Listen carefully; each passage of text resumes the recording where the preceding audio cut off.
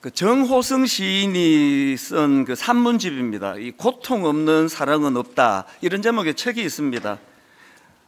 제가 작년 성금요 예배 때도 잠시 인용했었는데요.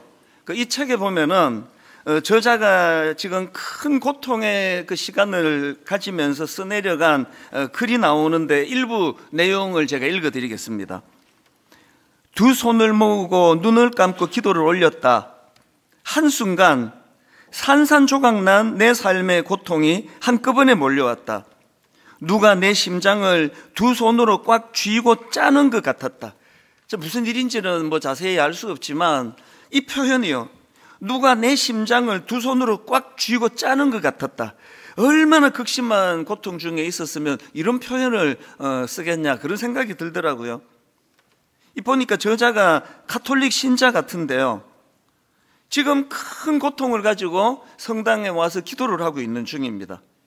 그렇게 고통 속에 막 자기 심장을 누가 두 손으로 꽉 쥐는 것 같은 그런 고통으로 기도하다가 우연히 그 성당 복도를 보니까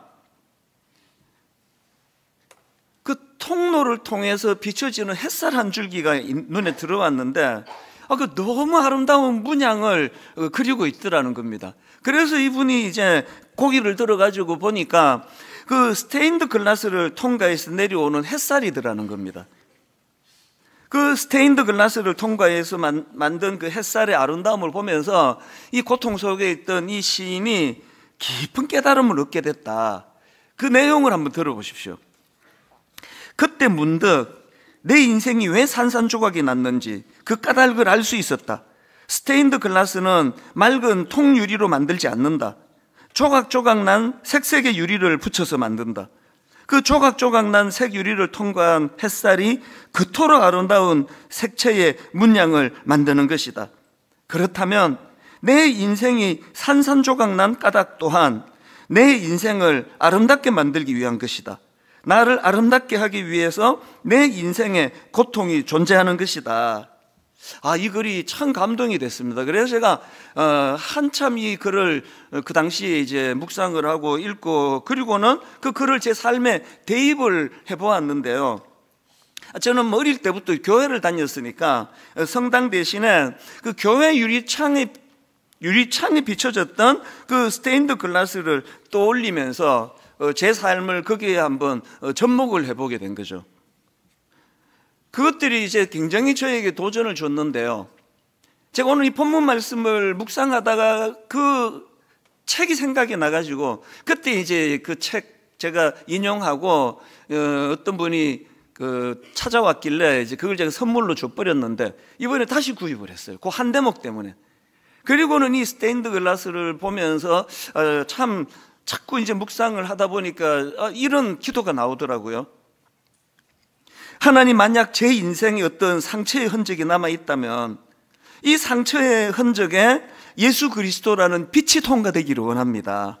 그래서 제가 받은 상처로 인해 더 아름다운 인생으로 변화되게 해주시고, 그리고 뿐만 아니라 제가 받은 이 상처의 흔적이 오히려 상한 마음으로 괴로워하는 성도들을 비추어주는 아름다운 스테인드 글라스 같은 목사가 되게 해주시기를 원합니다.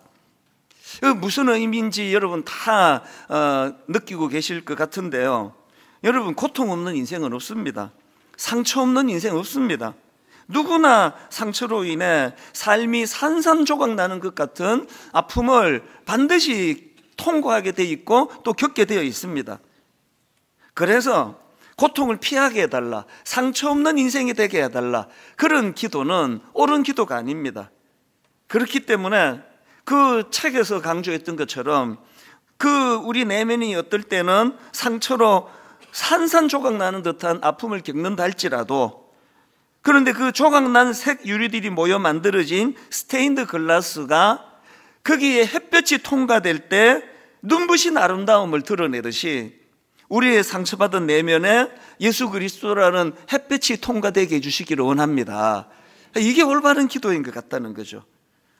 그렇게 예수 그리스도라는 햇빛이 우리의 상처를 통과하게 된다면 우리 상처들이 오히려 누군가에게는 위로가 되고 우리 상처들이 오히려 누군가에게는 용기가 될 수 있다는 것, 이건 저는 목회자로서 굉장히 많이 경험하는 그런 내용입니다. 그래서 제가 다시 최근에 이 책을 재구입해가지고 이제 그 부분들을 다시 읽고 또 묵상을 하면서 시간을 좀 보냈는데요.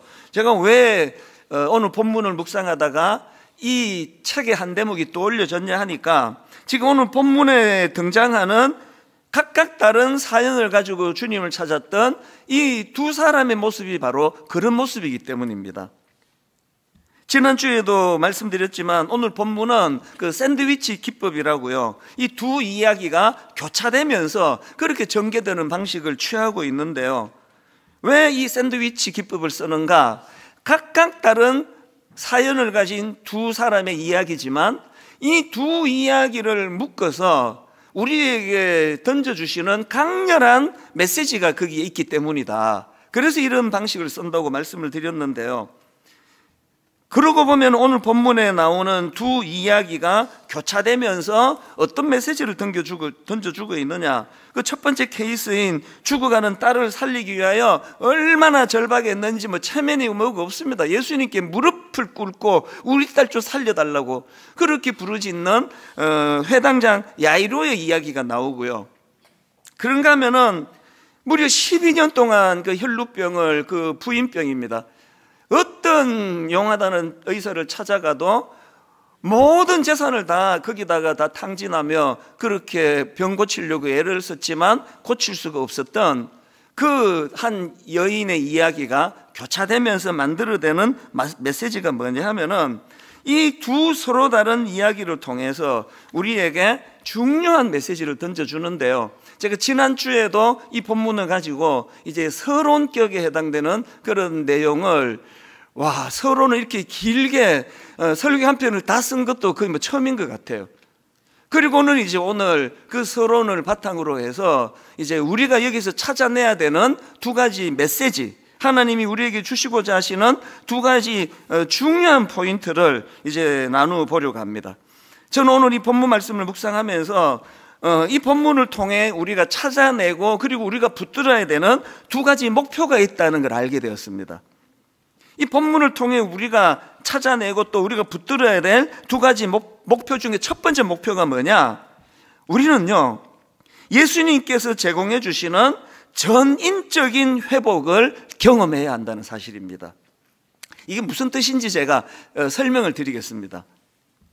제가 오늘 이 본문 말씀을 묵상하다가 이번에 새롭게 깨달은 게 있는데요. 이 여인의 육신의 질병, 12년 동안 이 여인을 괴롭혔던 질병은 단번에 나았다는 사실이에요. 자, 오늘 본문 마가복음 5장 27절을 보십시오. 예수의 소문을 듣고 무리 가운데 끼어 뒤로 와서 그의 옷에 손을 대니, 그랬더니 바로 그 다음 29절입니다. 이에가 뭘 말하는 접수사인지 아시겠죠? 이 여인이 예수의 몸에 손을 대는 그 순간 그의 혈루 근원이 곧 마름에 병이 나은 줄을 몸에 깨달으니라. 그 육신의 병은 단번에 나았어요. 그럼 다 해결된 거 아닙니까?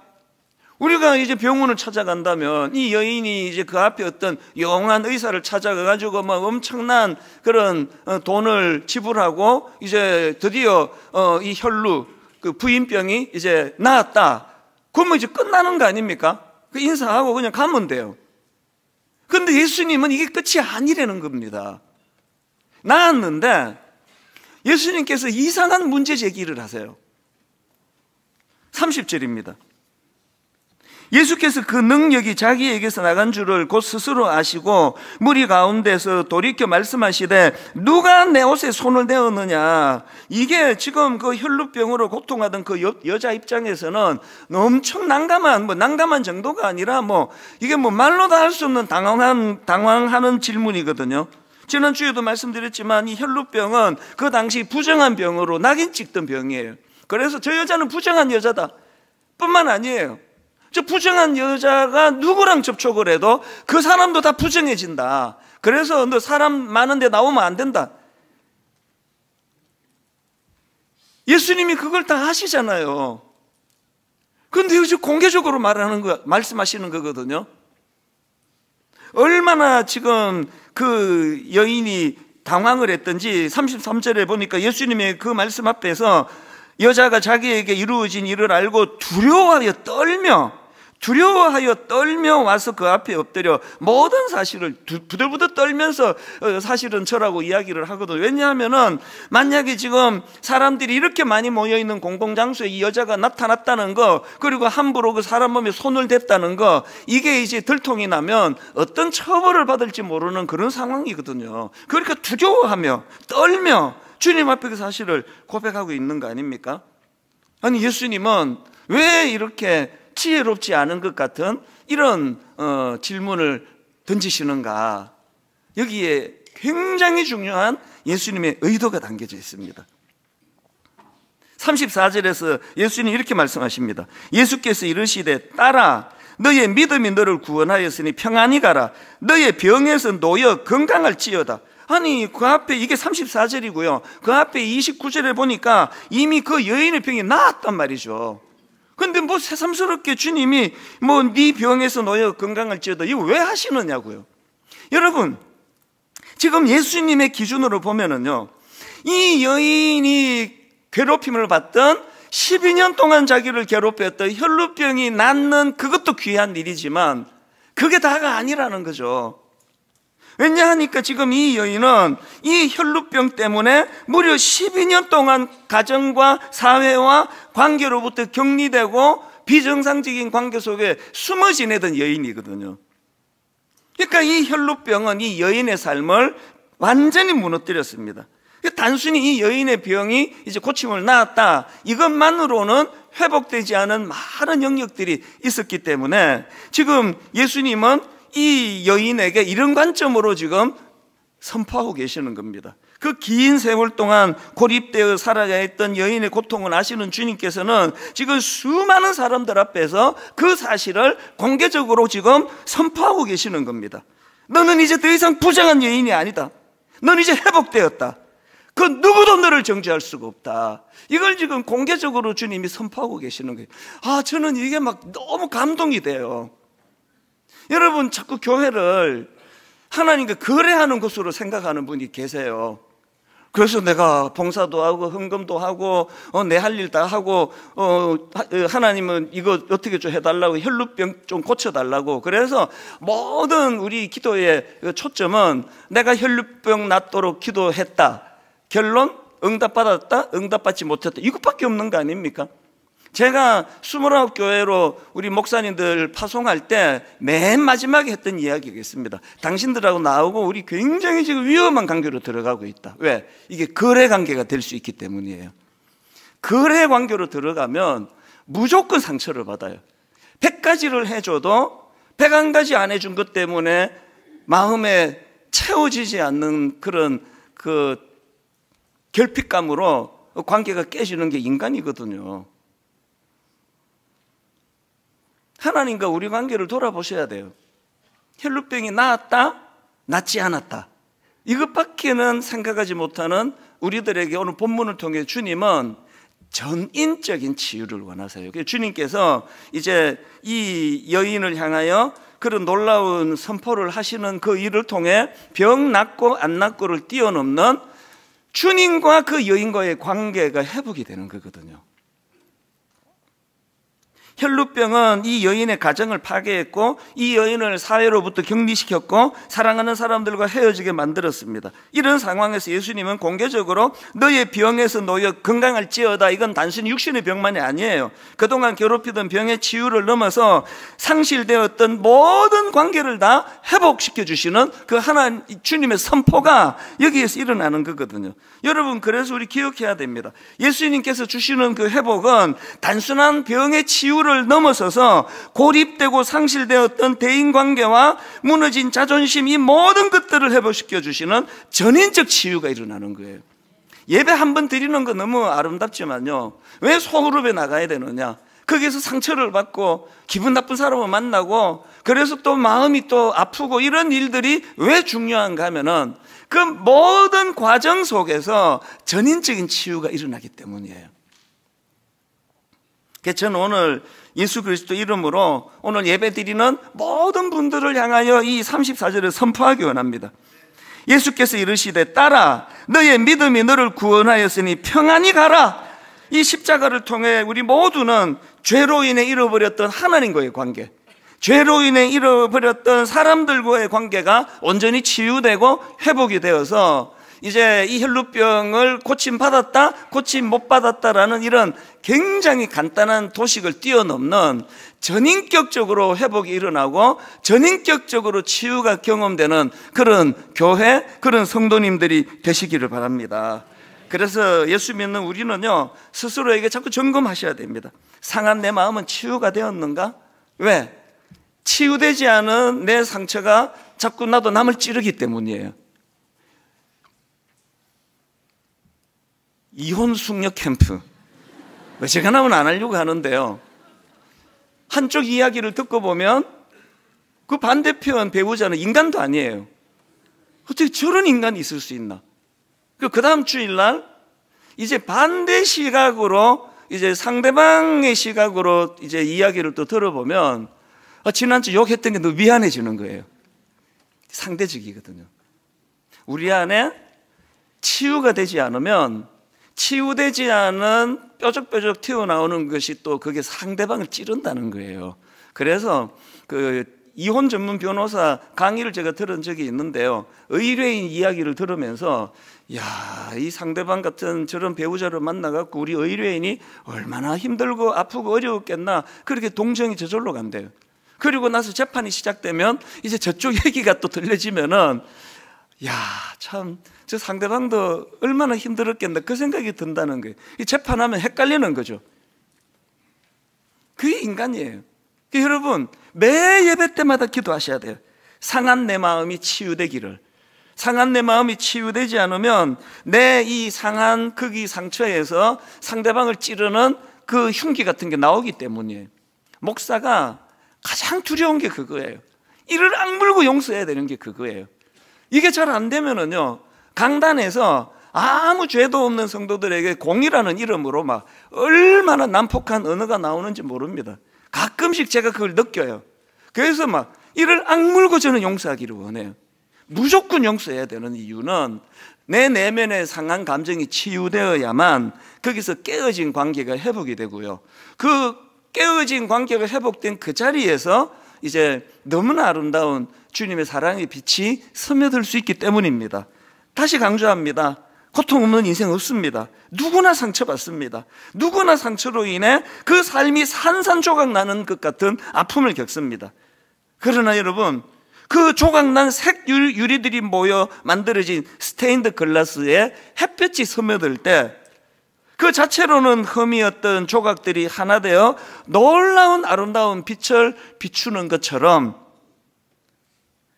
우리의 상처 입은 내면에 예수 그리스도라는 햇볕이 스며들기를 원합니다. 예수 그리스도라는 햇빛이 스며들 때 깨졌던 그 유리조각을 통하여 아까 그 시인이 절망 속에, 고통 속에 발견했던 그 너무나 아름다운 햇살이 복도를 비추고 있어. 그것이 이분에게 치유가 됐다. 오늘 예배 가운데 예수 그리스도의 사랑의 빛이 상처받은 저와 여러분 모두를 비춰주시는 은혜가 있기를 원합니다.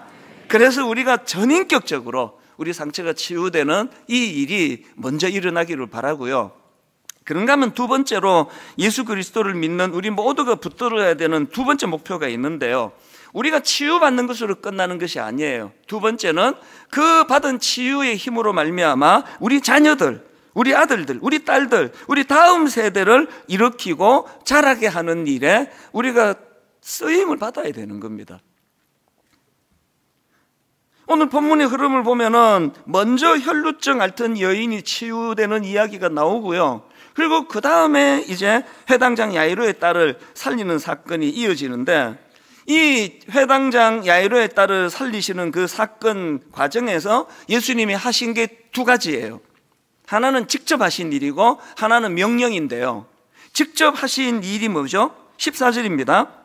그 아이의 손을 잡고 이르시되 달리다굼 하시니 번역하면 곧 내가 내게 말하노니 소녀야 일어나라 하심이라.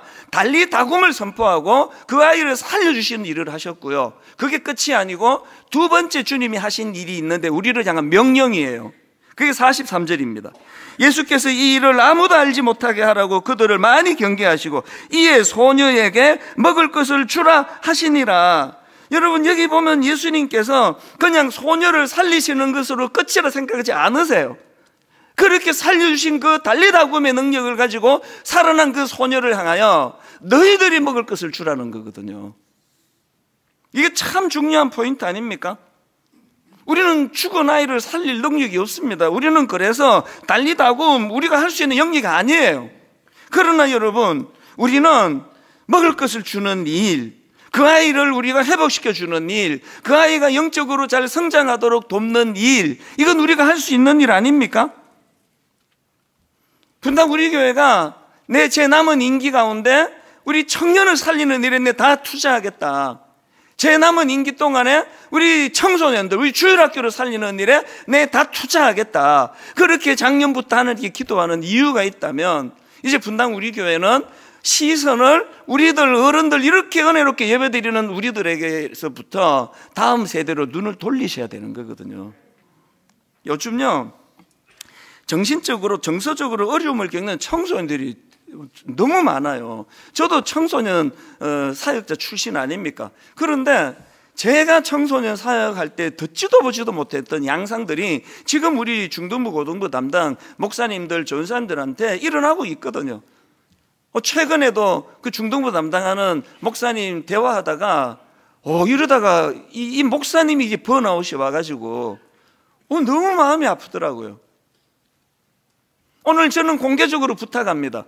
여러분, 지금 이 악한 세상 속에서 이 너무나 여린 그 속살 같은 우리 아이들이 지금 너무나 많은 정신적으로 정서적으로 어려움을 겪고 있습니다. 목사님 한 분으로 그 일을 할 수가 없습니다.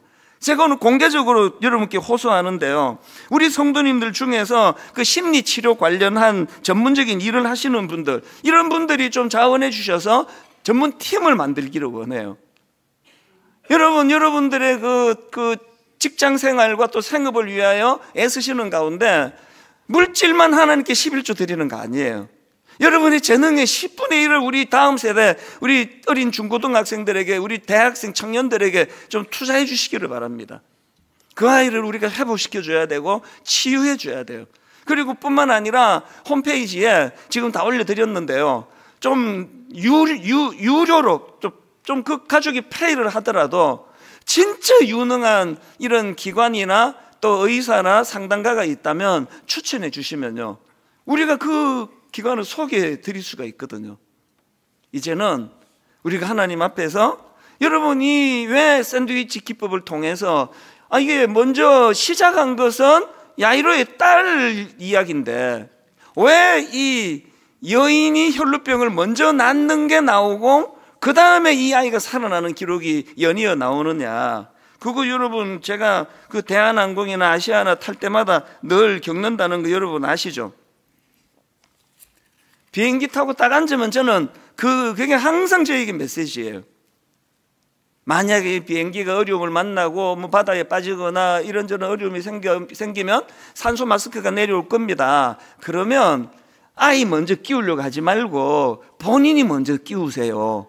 산소 마스크를 본인이 먼저 잘 쓰시고 그리고는 약자들을 도우세요. 이게 비행기 탈 때마다 제게 들려오는 영적인 메시지예요. 왜 이 샌드위치 기법을 통하여 시작은 야이로의 딸의 죽음 이야기로 시작을 하는데 왜 먼저 이 혈루병 여인이 고침받는 게 먼저 기록이 되느냐? 산소 마스크를 우리가 먼저 껴야 돼요. 이게 우리가 사명이에요.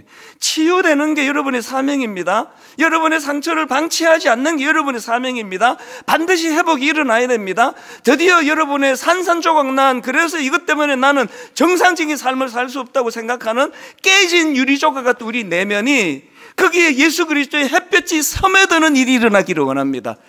그 치유된 아름다움을 가지고 이제는 다음 세대 청년들, 젊은이들 살리는 일을 해야 된다는 겁니다. 지금 우리나라에서 다음 세대 자녀들을 위한 기도 운동이 막 일어나고 있는데요, 마마 클럽이라고 들어보셨습니까? 어머니 연합 기도 운동이에요. 이 마마 클럽은요 2008년도에 6명의 평범한 어머니들이 모여 기도회로 시작을 했습니다.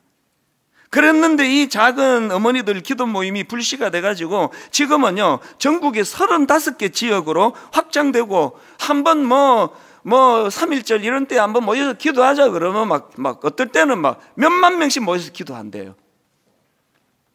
이 일을 시작한 분이 조금역 권사님이신데요. 대단한 분입니다. 그냥 평범한 한 교회 권사님이세요. 그런데 이 권사님에게 하나님이 사명을 주신 거예요. 그 마음에 지금 이 땅에 다음 세대가 무너지고 있다. 어머니들이 깨어 기도해야 된다. 그 마음의 부담을 주셨기 때문에 거기에 이분이 순종한 거예요, 그냥. 그래서 이제 기도의 자리로 자기 모든 삶을 거기에 이제 투자하는 걸로 다 바쳤는데요.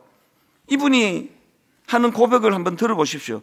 저는 그날 이후 하나님께서 그에게 이 마음의 다음 세대를 향한 부담을 주신 이후 저는 그날 이후 다음 세대를 위해 무릎 꿇는 일이 내 인생의 사명임을 깨달았습니다. 그 이후로 이 조금역 권사님 가시는 곳마다 다음 세대를 위한 기도의 불씨가 일어나고 그 기도의 불씨를 옮겨 붙이고 그 일을 지금도 지치지 않고 하고 계세요.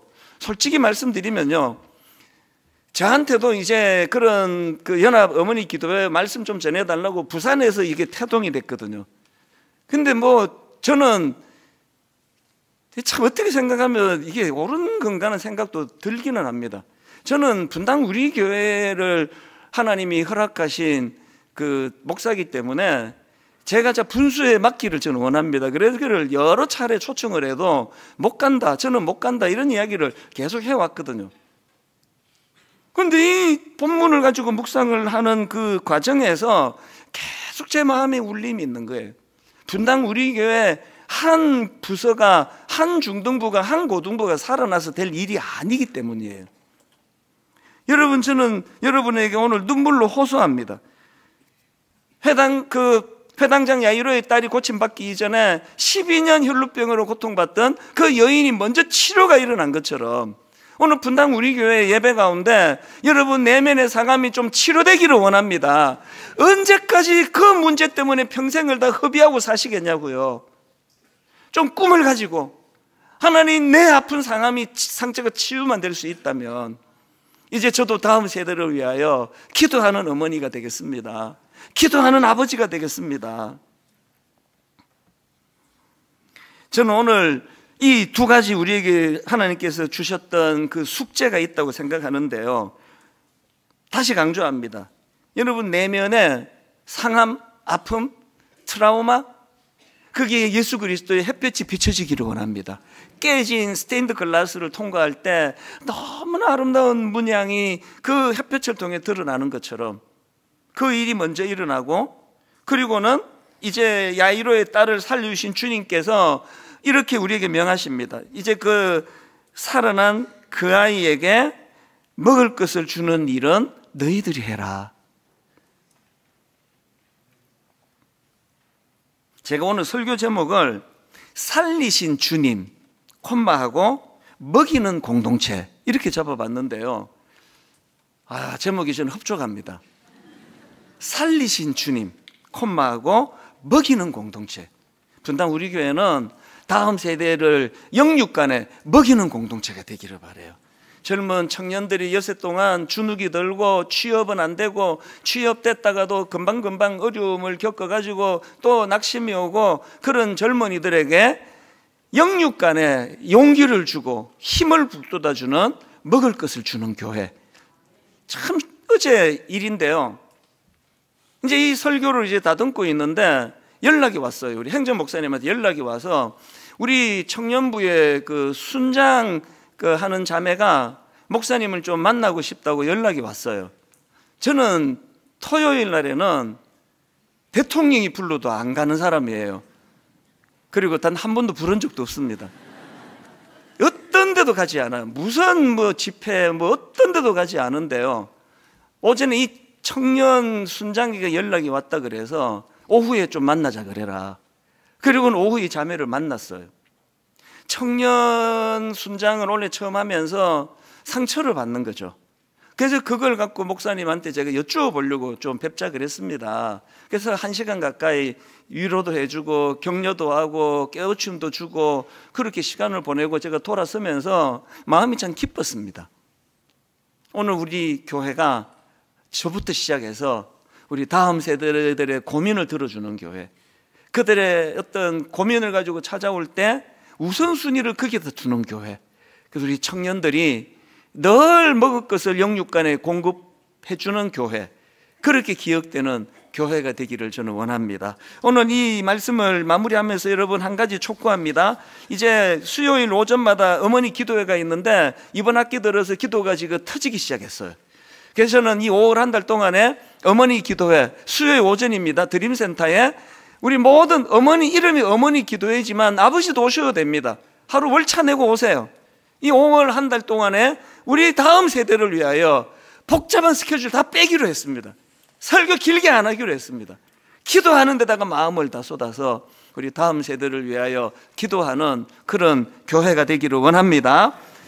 우리 이 찬양 다시 부릅니다. 저는 이 찬양을 부르면서 우리 자녀들을 떠올리기를 원합니다. 나의 사랑, 너는 어여쁘고 참 귀하다. 어느 보석보다 귀하다. 너가 사랑스럽지 않을 때 너를 온전히 사랑하고 너와 함께하려 내가 왔노라. 이 찬양 부르시면서 여러분 지금 어디 있는 우리 아들을 떠올리세요. 우리 딸을 떠올리세요. 우리 청년부를 마음에 품고 우리 청소년 부서를 마음에 품고 저들에게도 이 은혜가 일어나기를 원합니다. 우리 같이 찬양합니다. 나의 사랑, 너는 어여쁘고 참 귀하다. 나의 사랑, 너는 어여쁘고 참 귀하다. 어느 보석보다 귀하다. 보석보다 귀하다. 내가 사랑스럽지 않을 때 너를 온전히 사랑하고 너와 함께하려 내가 왔노라. 여러분 이 말씀이에요. 주의 사랑, 이 사랑은 결코 변치 않아. 우리와 우리 자녀들 모두가 이 사실로 회복되기 원합니다. 모든 계절 돌보시네. 풀은 마르고 꽃은 시드나 주의 말씀은 신실해. 실수가 없으신 주만 바라라. 우리 마음으로 이렇게 선포합니다. 주님의 나라와 뜻이 주님의 나라와 어디에 임하기 원하십니까?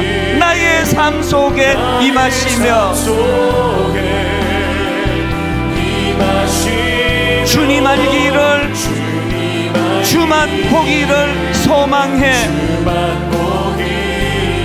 우리와 우리 다음 세대 자녀들 거룩히 살아갈 힘과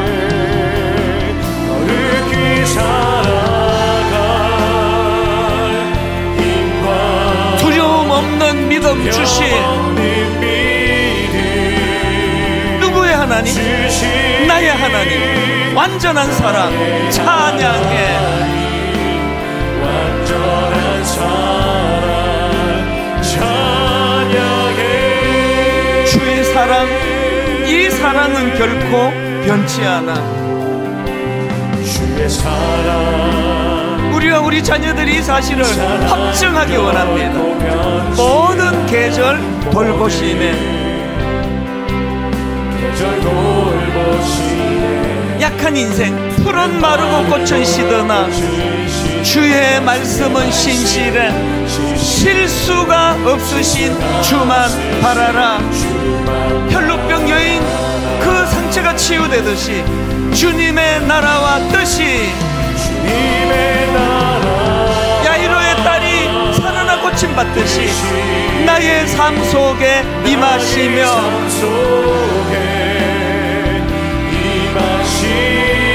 주님 알기를 나만 주만 보기를 소망해.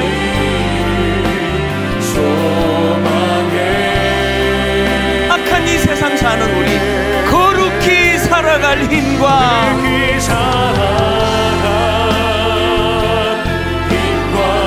두려움 없는 믿음 주신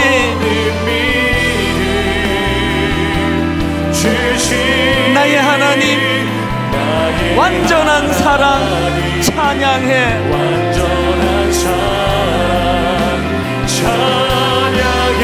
찬양하리 만군의 주. 찬양하리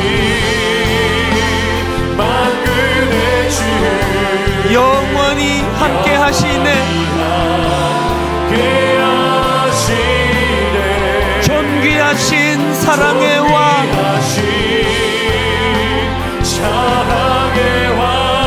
영원히 통치하시네. 우리 다 자리에서 일어나셔서 한번 이렇게 노래하며 선포합니다. 주님의 나라와 뜻이 나의 삶 속에 임하시며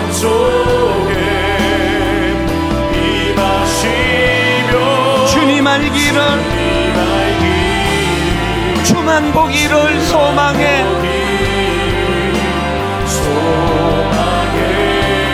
거룩히 살아갈 힘과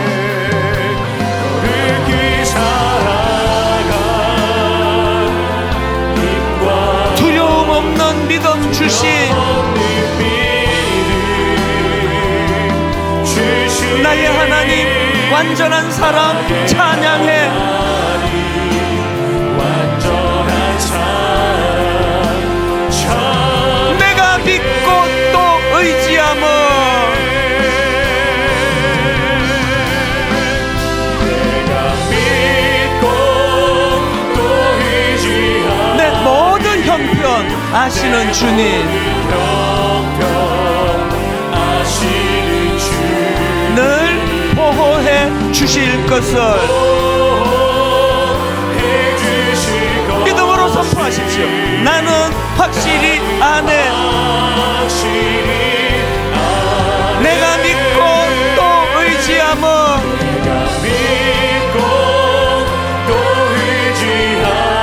내 모든 형편 아시는 주님.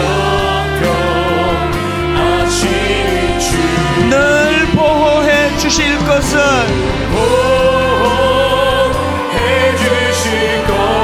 나는 확실히 아네. 나는 확실히 아네.